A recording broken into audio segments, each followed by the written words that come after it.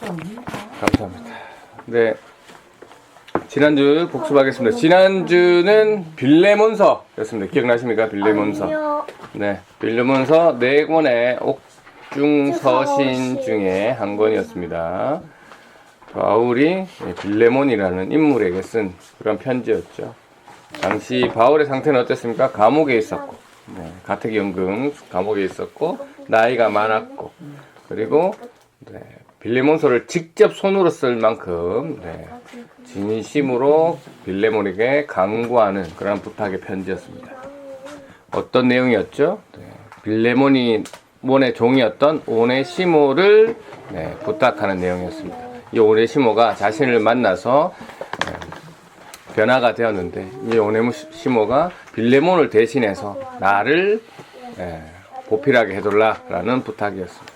예전에는 빌레몬에게 무익한 사람이었으나 이제는 유익한 사람이 되었다. 예전에는 쓸모없는 사람이었으나 이제는 쓸모있는 자가 되었다. 도움이 되는 자가 되었다. 그러니까 너 빌레몬아 오네시모를 보낼 테니까 이 오네시모를 사랑하고 귀한 이제 종으로 말고 형제로 대해달라라는 얘기였습니다. 그래서 이 단순한 편지가 성경으로 들어오게 된 이유는 딱 하나였습니다. 복음으로 오네시모가 변화되었다라는 모습. 그리고 그 전에 이미 복음을 받아들인 빌레몬도 종이었던 오네시모를 형제로 받아들일 수 있는 엄청난 일이 일어났기 때문에 이 편지가 성경으로 들어오는 그러한 일이 일어났다. 그래서 예수 그리스도의 복음은 사람을 변화시킨다라는 그 엄청난 사건이 기록된 빌레몬서였습니다. 이 신약 성서를 이제 종류별로 나누면 이제 4, 하나, 13, 8, 하나였습니다. 그래서 지난주 빌레몬서까지가 13의 마지막이었죠. 바울 편지 13권이 마지막 되는 거였고, 8로 시작하는 일반 서신, 공동 서신이 이제 시작됩니다. 오늘 첫 번째 히브리서가 되겠습니다. 히브리서. 자, 히브리서라는 이름, 이름에 대해서 이 히브리서의 내용을 한번 유추해 보겠습니다. 제목은 일단은 뭐 아시겠지만 그 책의 가장 중요한 내용이겠죠. 무엇을 유추할 수 있을까요? 힌트를 좀 드리면 히브리서 구약은 39권, 신약은 27권, 39, 27인데 구약은 뭘로 기록되어 있습니까? 어떤 언어로 기록되어 있습니까?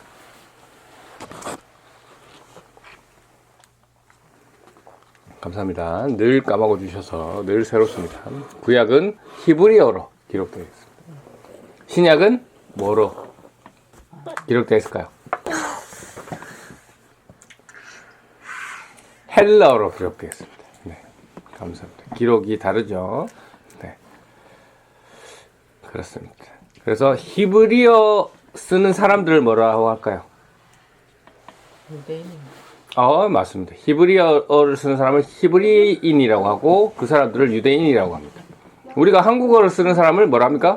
한국인이라는 거랑 같은 겁니다. 그래서 히브리어를 쓰는 이 히브리 사람, 이 히브리란 뜻은 강을 건너온 사람이다. 그럼 누가 강을 건너왔을까요? 이스라엘을 대표하는, 유대인을 대표하는 인물, 그 인물 누가 강을 건너왔습니까? 모세. 아깝다. 모시? 그걸 홍해, 바다를 건넜죠. 그 전에, 모세 전에, 일단은 유대인에게 최고 1등이라고 얘기하면 이 사람입니다. 1등, 2등 치면 이 사람과 다윗입니다. 아브라함. 아브라함이, 그 유프라테스 강을 건너서 하나님의 부름에 따라서 그 강을 건너서 이쪽으로 왔잖아요. 그래서 건너온 사람, 강을 건너온 사람 히브리. 그래서 히브리서라고 하면 뭡니까 이게? 히브리서입니다. 이 책 제목이 히브리인에게 쓴 편지인데, 쓴 편지가 아니고 쓴 글인데, 이 히브리인은 어떤 인이냐? 유대인이면서 예수님을 믿은 사람. 개종한 사람을 얘기합니다. 네, 이 개종한 사람. 네. 그리고 저자는 언급이 없습니다. 그래서 이 저자에 대해서 하도 말이 많은데요. 뭐 언급이 없기 때문에 정확하게 알 수는 없으나 여러 가지 힌트는 있습니다.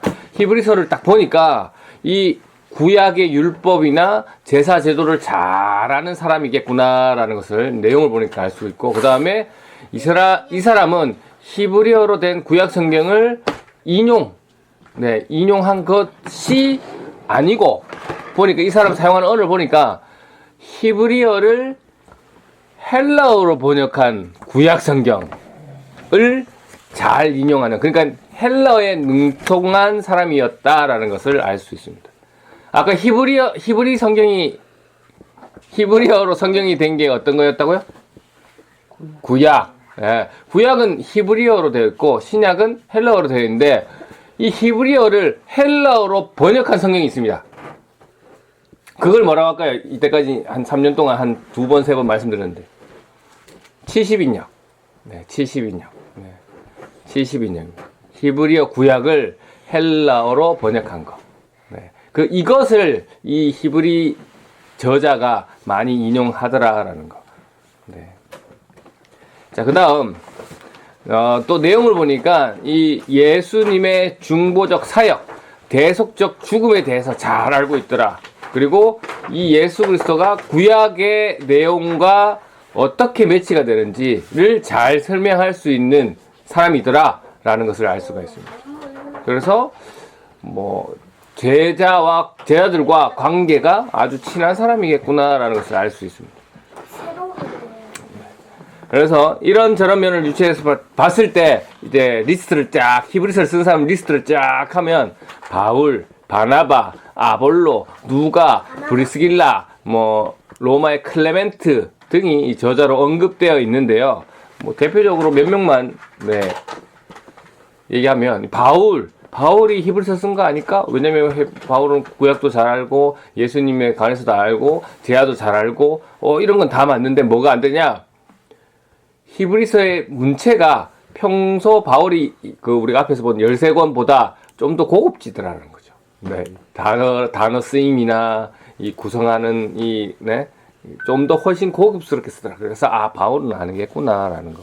네. 그리고 바울은 예수님에 대해서 대제사장이라고 한 번도 언급하지 않았는데 여기는 바로 예수님을 대제사장으로 표현한다는 점에서 바울은 아니지 않을 가능성이 있지 않느냐라는 표현도 있고, 그 다음에 두 번째 바나바는 아닐까? 바울과 같이 전도 여행을 다녔던 바나바는 구브로 출신이고 레인 출신이고, 그래서 성경을 당연히 잘 알고 있고 헬라 사상에도 익숙하고 있고 사도들과도 당연히 교류가 있었던 아주 좋은 사람이다. 그러니까 이 사람이 히브리서 썼을까 아닐까라고 했지만 구약과 신약을 그리스도에게 조화시킬 정도로 신학적 탁월함은 떨어지지 않느냐라는 이런 견해들이 학자들 사이에 많이 있어서 바나바는 또 아닐까라는, 아닐 가능성이 높지 않느냐 이런 얘기가 많고요. 그 다음에 아볼로 고린도전서에 나오시죠. 아볼로파. 아볼로는 성경을 잘한다라는 그런 부분이 나오잖아요. 이 아볼로가 지금 고급적인 헬라어를 쓰고, 그 다음에 학문과 성경을 잘 알고, 그런데 이 아볼로에 대한 기록이 또 어디 나오냐면 사도행전에 나옵니다. 사도행전에 어디 나오냐? 그리스도의 침례의 의미를 잘 몰라가지고 이 아볼로가 브리스길라와 아굴라 부부에게 배우는, 그리스도의 도를 배우는 장면이 나왔기 때문에 이 정도로 모르는 사람이 히브리서를 이렇게 훌륭한 히브리서를 썼다고, 그래서 탈락 이렇게 됩니다. 그래서 히브리서 견해에 대해서, 저자의 견해에 대해서 여러 사람들이 있지만, 그래서 결론적으로는 모른다. 그래서 히브리서의 내용을 우리가 들어가 보면 성도들의 박해와 고난 당하는 모습, 그 모습을 보면서 격려하고 위로하는 내용으로 구성되어 있습니다.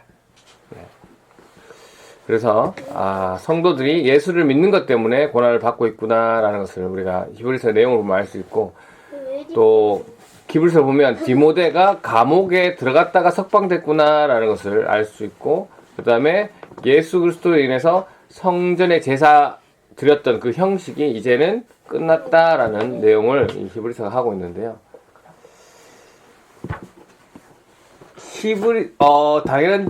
당연한 얘기지만 말씀을 드리면 이 성전 제사는 어디에서 들까요? 이 얘기를 왜 드리냐면 이 히브리서가 언제 쓰여졌는지 시기에 대해서 말씀드리고 있습니다. 성막. 네. 성전 제사는 성막, 그다음에 성전에서 드리겠죠. 성전이 없을 때는 성막에서 드렸고, 네. 이동하던 시기에는 성막에서 드렸고, 그다음에 나중에 정착해서는 성전에 드렸죠. 이 성전 몇 번 세워지고 몇 번 무너집니까? 첫 번째 성전 누가 세우죠? 기억나십니까?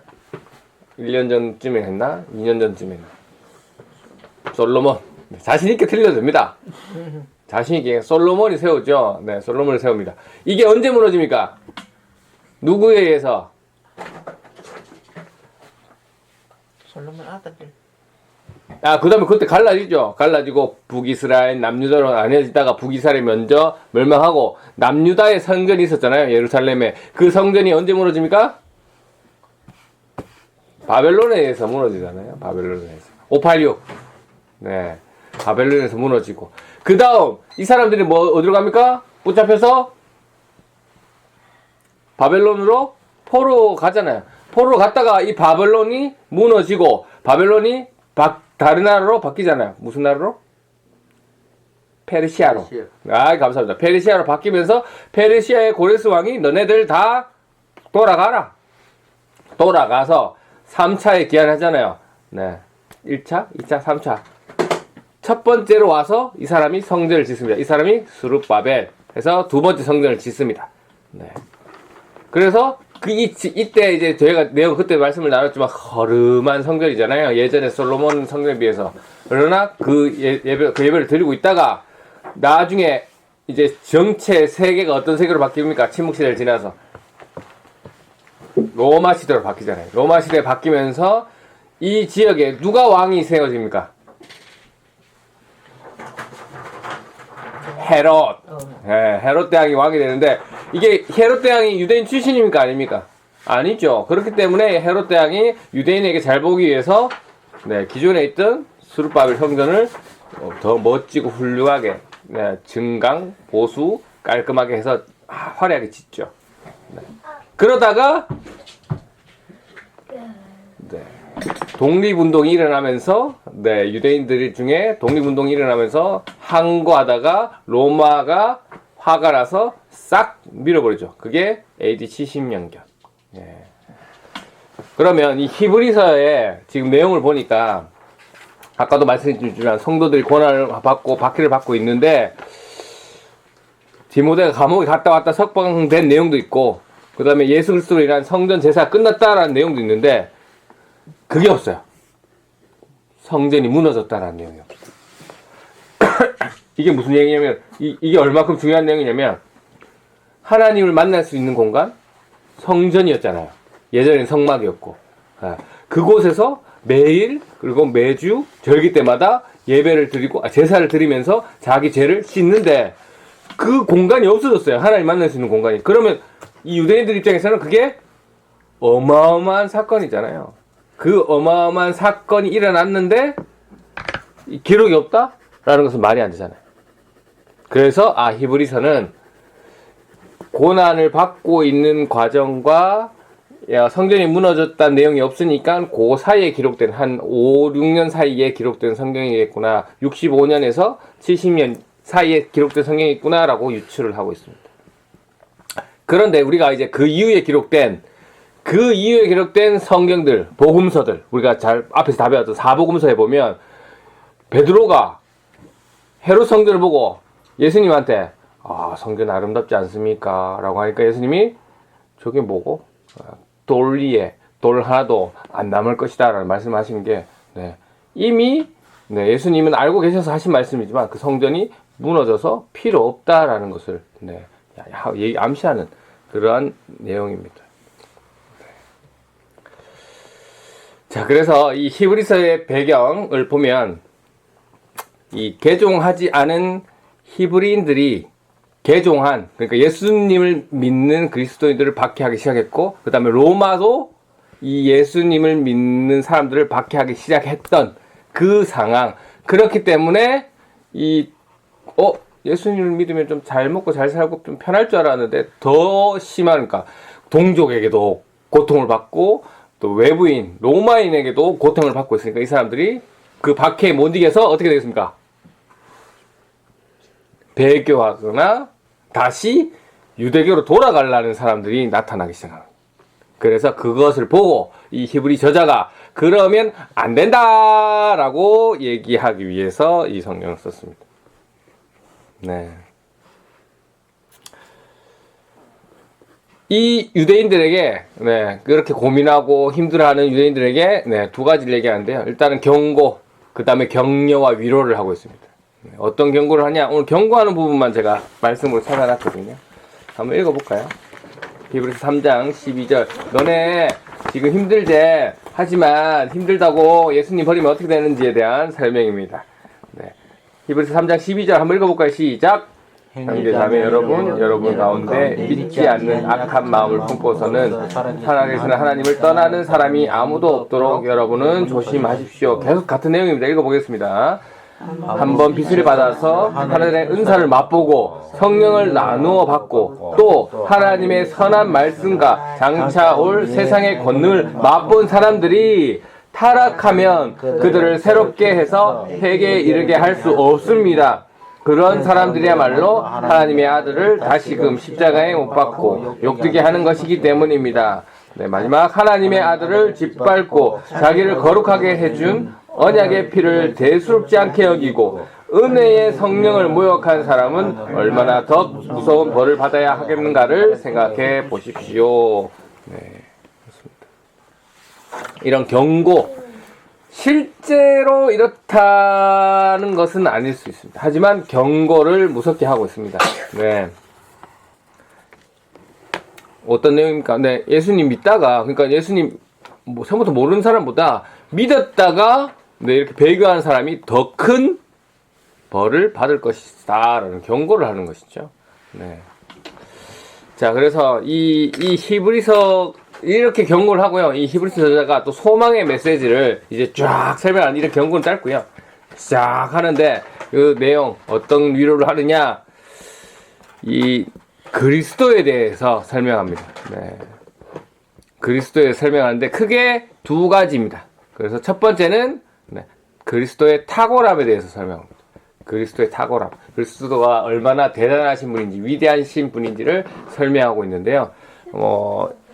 내용을 보니까 그리스도가 이렇게 탁월하다. 네가 그리스도에 대해서 소망을 가져라. 이런 내용인데요. 첫 번째, 그리스도는 천사보다 탁월하다. 두 번째, 그리스도는 모세보다 탁월하다. 이런 내용입니다. 그래서 왜 천사와 모세보다 이 그리스도가 탁월하냐라고 설명하고 있냐면, 지금 고난받은 사람들이 어디로 갑니까? 다시 유대교로 돌아가려고 하기 때문에 유대교의 대표적인 모세도 있고, 아까 아브라함도 있죠. 아브라함도 있고 해서 돌아가려는 사람들에게 그들보다 예수님이, 그리스도가 훨씬 대단하신 분임을 설명하고 있습니다. 두 번째, 아까 첫 번째는 예수님이 탁월하시다 라는 얘기고, 두 번째는 그리스도는 큰 제사장이시다라고 하면서 세 가지를 설명하고 있는데요. 그리스도는 영원한 대제사장이 되신다. 그 다음에 그리스도는 새 언약의 중보자이시다. 그리고 그리스도는 완전한 속죄를 해주시는 분이시다라고 해서 역시 구약과 비교해서 설명하고 있습니다. 구약의 제사, 아까도 말씀드렸지만 한 번 드릴 때마다 죄를 용서받는데, 그게 한 번 드리고 끝이 나는 게 아니라 또 죄를 지면 또 용서받고, 죄를 지면 또 일시적이잖아요. 하지만 예수님은 신이시기 때문에, 완전하시기 때문에 완벽한 대제사장이고, 단번이면 되고, 그 다음에 예수님이 신이시기 때문에 당연히 죄가 없으신 분이기 때문에 그 어떤 제물보다 완전한 제물이 되시기 때문에 다른 제물도 필요 없다. 예수 그리스도의 제물로 다 커버가 된다. 그리고 지금도 살아계시기 때문에 그분은 하나님 곁에서 우리에게 계속 중보를 해주시는 분이다라는 것을 설명해주고 있습니다. 그래서 너희가 이렇게 탁월하시고 완전하시고 완벽한 그리스도를 버리고 그러니까 큰 제사장을 버리고 다시 예전으로 돌아가려고 하느냐? 네, 그러지 마라. 네, 지금 너에게 필요한 것은 믿음을 지키는 인내가 필요하다라고 하면서 세 가지를 얘기합니다. 마지막으로 그리스도를 믿는 믿음의 능력이 필요하다. 그리고 그리스도를 바라보면 된다. 그리고 서로 사랑해라 라는 얘기로 히브리서가 이렇게 끝이 납니다. 오늘 말씀 한번 묵상해 보겠습니다.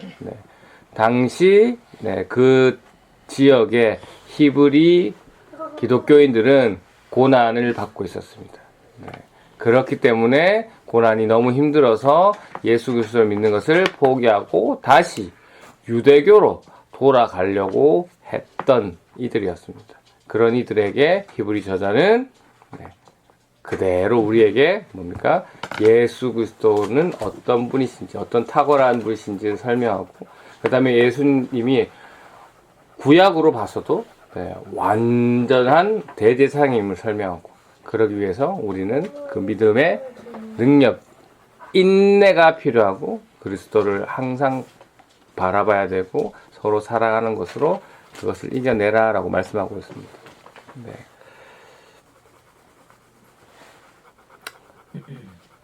그래서 예수님께서 지금 우리도 그리스도인으로 살아가면서 여러 힘든 일이 있습니다. 네가 믿고 있는 그런 힘든 일을 겪었을 때 우리가 믿고 있는 그리스도가 얼마나 대단한 신분인지를 알아야 된다라는 거. 그리고 그분을 믿는 능력을 구해라라고, 그분만을 바라봐라라고 얘기하고, 서로 사랑해라라고 오늘 히브리 저자는 이야기했습니다. 그래서 이렇게 믿음을 지키고 인내하면 하나님께서 이 고난과 고통을 또 견디게 해줄 것이다라고 히브리서는 말씀하고 있습니다. 그래서 오늘 이 히브리서를 통해서 이 고난 중에 또 힘들고 어려움을 겪고 있는 부분에 대해서 이 히브리서 저자의 음성을 듣고 하나님의 위로와 또 소망을 가지셔서 이번 한 주간도 승리하시는 저와 여러분이 되시기를 주님의 이름으로 축원합니다. 아멘.